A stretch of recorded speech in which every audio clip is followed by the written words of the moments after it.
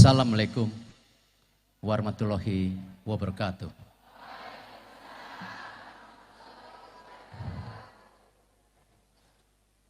Yang terhormat tentu jajaran kepengurusan Nahdlatul Asyiyah yang hadir dari seluruh Indonesia. Tadi saya lihat ada yang dari Papua ini ya.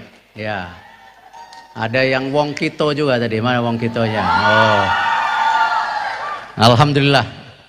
Inilah Indonesia yang kita kenal. Nah.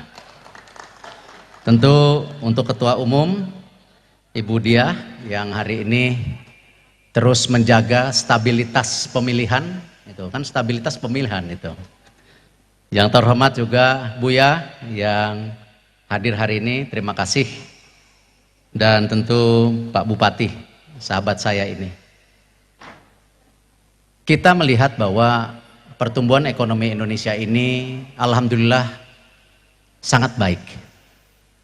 5% setiap tahunnya sampai 2045. Dan kalau kita lihat juga kelas menengahnya ini terus tumbuh. Tahun 2030 itu kurang lebih 145 jutaan. Lalu naik lagi menjadi 180, terus naik lagi 200-an. Nah tentu hal ini yang kita harus ingat ya, mayoritas ya tentu kita. Nah tetapi yang perlu menjadi catatan selalu, ini Buya selalu mengingatkan setiap pertemuan saya, keberpihakannya gimana. Nah tentu hari ini khususnya sesuai dengan undangan bicara juga keberpihakan Buya kepada perempuan, pada muslimat Indonesia. Nah jadi kalau kita lihat slide berikutnya, jelas tidak mungkin fondasi bangsa kita itu fokus membangun yang besar atau hanya membangun BUMN. Tidak. BUMN-nya harus besar tapi menjadi apa? Stabilisator daripada persaingan ekonomi dunia. Karena kalau dulu kita bicara kolonialisme itu kan memakai lebih pada senjata. Tapi hari ini kita bicara ekonomi. Nah artinya apa? BUMN-nya mesti jadi buffer, mesti jadi keseimbangan ekonominya.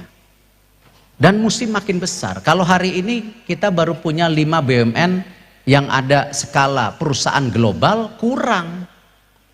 Minimal 10. Di bidang apa? Kesehatan, pangan, energi, dan lain-lainnya. Ini harus menjadi besar. Selain tentu perbankan. Nah, lalu bagaimana yang swasta? Yang besar harus diintervensi, bersinergi dengan UMKM. Dia tidak boleh berdiri sendiri. Bagaimana industrialisasi di Jepang itu yang mendorong UMKM-nya naik, bukan justru semuanya keluarganya. Sama BUMN juga dulu begitu. Semua tender antara BUMN saling penunjukan, nggak boleh sekarang. Nah ini yang harus kita perbaiki secara policy, aturan. Kalau tidak aturannya tidak salah. Nah itulah yang selalu saya bilang, penting sekali kesulitan para tokoh umat bisa mengintervensi kebijakan-kebijakan ini secara solutif. Kalau tidak, 65 juta UMKM yang merupakan 97% pembukaan lapangan pekerjaan ini nantinya akan rontok kalau tidak ada policy atau aturan yang melindungi. Apalagi hari ini digital ekonomi, yang dimana kalau kita bicara digital ekonomi itu menurut data-data yang ada bukannya menambah pekerjaan tetapi mengurangi pekerjaan. Nah inilah kenapa saya, Menteri Investasi, Menteri Koperasi, Pak Teten, Pak Mendak yang belum hadir mendorong kebijakan sanaan bahwa ada perlindungan UMKM di bawah payung ekonomi digital. Kalau tidak ini bahaya. Nah, yang menarik, nah ini yang menarik. Mayoritas UMKM itu ibu-ibu, tepuk tangan dulu dong. Nah, ini mayoritas ibu-ibu. Artinya apa? Ketika ibu-ibu menjadi tulang punggung juga ekonomi rumah tangganya, ini hal yang positif. Agar apa? Tadi ada jaminan kesehatan dan pendidikan. Karena tidak mungkin kita membentuk manusia Indonesia yang siap bersaing atau umat kita makin besar tapi tidak ada kesehatan dan tentu pendidikan yang mumpuni. Nah, sama. Saya sejak awal, ini bukan saya takut istri, ya, tapi saya merasakan bagaimana ibu saya yang membantu mencari nafkah bapak saya yang merantau dari Lampung ke Jakarta. Ibu saya berjualan di pasar, namanya Pasar Tebet Barat, masih ada pasarnya sekarang. Sebagai UMKM, sampai kebetulan akhirnya bapak saya bisa masuk perusahaan multinasional. Nah, baru ekonominya baik. Tapi sebelumnya sulit. Bagaimana seorang ibu berdagang di pasar, mendidik anaknya, dan juga melayani tentu bapak. Saya masih ngelihat ibu saya ya masak untuk bapak saya. Dan memastikan juga anak-anaknya pulang sekolah tidur karena sorenya harus belajar les. Ini luar biasa. Nah, karena itu transformasi yang namanya UMKM dan BUMN pun saya bersandar kepada kepemimpinan wanita. Kita bisa lihat di slide berikutnya. Di sini contoh program Bank Himbara itu saya dekatkan dengan yang namanya Muslimpreneur dan tentu pengusaha perempuan BSI. Slide berikutnya. Mandiri, lihat di situ. Kita membuat super apps yang dimana untuk melakukan UMKM yang digerakkan oleh pengusaha wanita ada di bawah Mandiri payung itu. Orang wakil dirutnya sekarang juga perempuan. Ini yang kita lakukan. Lalu BNI, UMKM ingin menjual produknya ke luar negeri. Ekspora, BNI mempunyai program Ekspora. Bahkan kita tidak berdiri sendiri, karena kenapa? Kalau kita kirim barang kita ke luar negeri, belum tentu mempunyai logistik atau distribusi. Makanya sejak awal dengan BNI saya melakukan dua hal. Satu, mempergunakan yang namanya pekerja migran Indonesia yang ada di luar negeri yang jumlahnya 9 juta walaupun 4,5 juta illegal. Tapi ini kenapa di bawah payung BNI? Supaya apa tadi? Para pekerja migran kita juga bisa menjadi apa? Salesperson produk-produk kita. Karena mereka biasa pakai, mereka bisa memperkenalkan. Lalu keluarga kita, orang Indonesia yang di luar negeri. Saya membuka supermarket ya yang punya orang Indonesia di Den Haag. Dan membuka restoran Padang. Coba lihat. Itu apa artinya? Mereka salesperson kita. Mendorong produk-produk kita bisa ke luar negeri. Nah, ini BNI. Lalu BRI, fokus kepada UMKM. Assalamualaikum Pak Zul.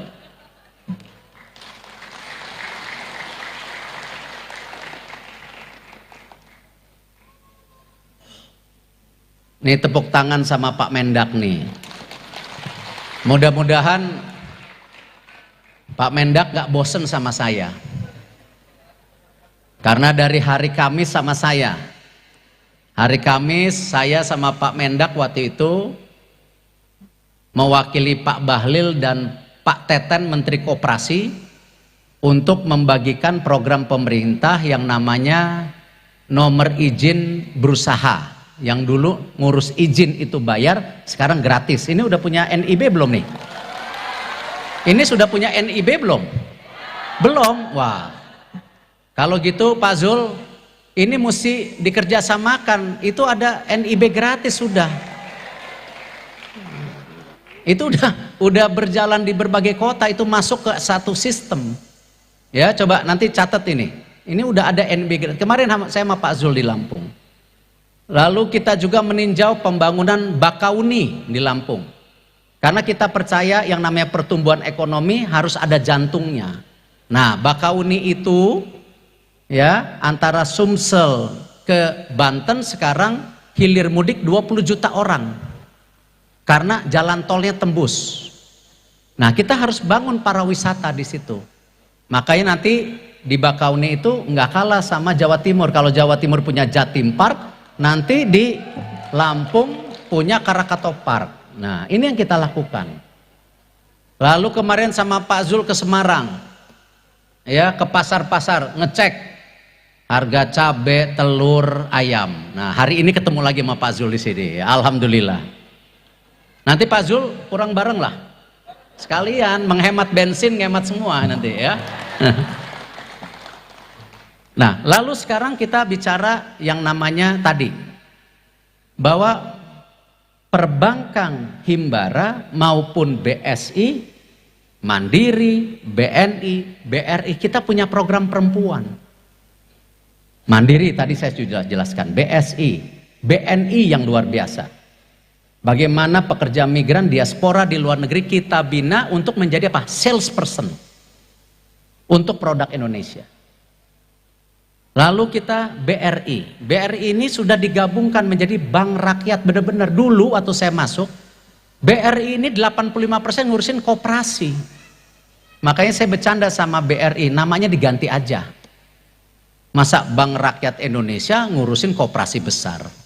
Nah, hari ini sekarang sudah 85% UMKM BRI ini. Dan digabungkan dengan PNM dan Penggadaian. Jadi fokus kita sekarang punya bank UMKM. Ya.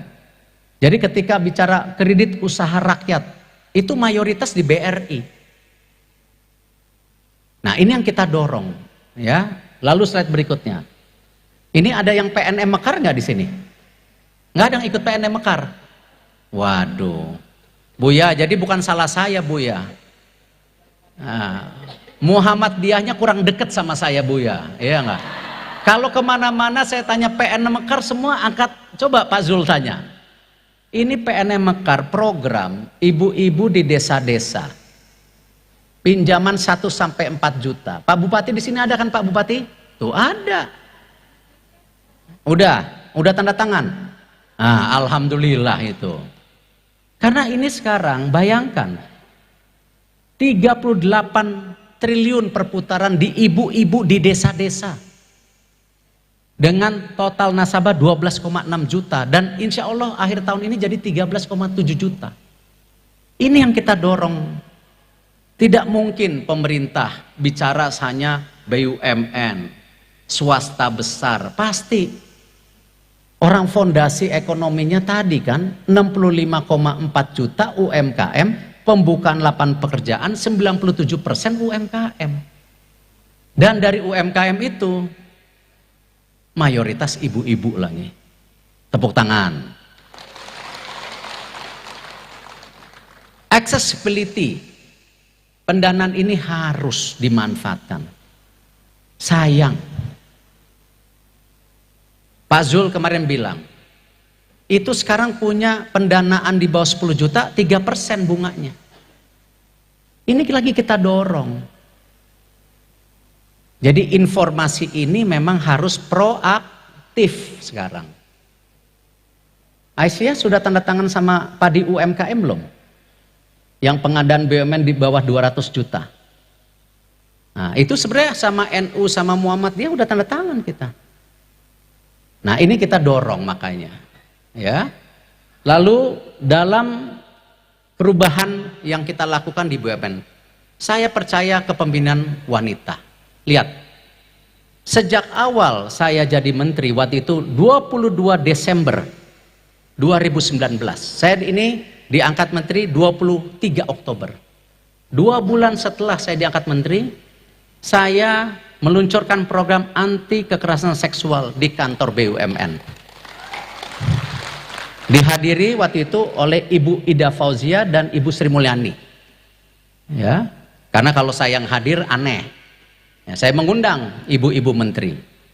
Lalu kita lihat, ini kita dorong, kenapa? Menyediakan lingkungan kerja yang aman, sehat, suportif, produktif, dan dari mana individu diperlakukan secara hormat. Secara hormat. Lalu memastikan lingkungan kerja yang bebas dari apa? Diskriminasi, itu yang paling penting. Lalu di sini juga memastikan kesetaraan gender yang ada di BUMN. Nah, setelah program ini digulirkan, baru kita dorong kepemimpinan wanita di BUMN harus 25%. Targetnya 2023 ini. Ini. Waktu awal masuk itu di bawah 5%. Dan saya yakin, dan itu ada studinya, dengan banyaknya kepemimpinan wanita di sebuah perusahaan terjadi keseimbangan, terjadi perubahan kultur, transparansi. Ini yang kenapa sejak awal tadi saya bicara, saya percaya program supporting untuk ibu-ibu, untuk wanita, untuk perempuan adalah bagian penting dari perubahan transformasi yang ada di BUMN maupun dukungan kepada tadi pemberdayaan UMKM. Alhamdulillah kita bisa lihat slide berikutnya. Banyak direksi sekarang dari wanita. Di Rut Pertamina itu ibunya ke wanita, perempuan. Kalau Niko laki-laki, ini Nike namanya. Ya. ASDP, lihat Ibu Ira perempuan. Kita lihat ya, Ibu Alexandra, Wakil Dirut Utama Bank Mandiri, perempuan. Direktur SDM, lihat manajemen risiko, itu Pupuk, perempuan. Dan usianya seumuran saya. Tetapi kalau namanya keberlanjutan kepemimpinan, tidak bisa hanya seumuran, mesti ada mulai investasi yang lebih muda. Supaya ada sustainability, keberlanjutan. Nah karena itu, lihat sekarang, Vera Kirana, umur 43 tahun, di Adikarya, perusahaan karya perempuan sekarang. Ya, Novita Wijaya, Direktur Keuangan, usianya 46 tahun. Direktur Keuangan BRI, itu 43 tahun. Kita dorong. Dan inilah yang saya harapkan ke depan, ya, timbul juga tokoh-tokoh dari Muhammadiyah yang bisa bergabung di BUMN menjadi bukan komisaris, harus apa? Direksi. Karena apa? Kalau komisaris 2, 3, 4 tahun bisa diganti, kalau direksi itu karir dari bawah naik. Nah, saya bukan manas-manasin Buya, mohon maaf. Ini mohon maaf. Nah, dari NU udah ada satu di Indofarma. Tapi bukan karena apa-apa, dari bawah. Sebelumnya dia kerja di rumah sakit BUMN, ya. Lalu dia diminta kerja di USAID. Nah, saya tarik lagi sekarang ke Indonesia. Artinya apa? Bisa. Ayo sama-sama. Pertemuan hari ini jangan hanya pertemuan bicara-bicara saja, ya. Ini harus menjadi pertemuan yang berkelanjutan. Insya Allah dengan nawaitu, dengan ya segala hati yang ada, ayo kita lanjutkan kerjasama bagaimana transformasi. Ada yang di BUMN, Muhammadiyah bisa ikutan. Di UMKM juga saya harapkan bagaimana Muhammadiyah menjadi sebuah kekuatan juga. Terima kasih. Wassalamualaikum warahmatullahi wabarakatuh.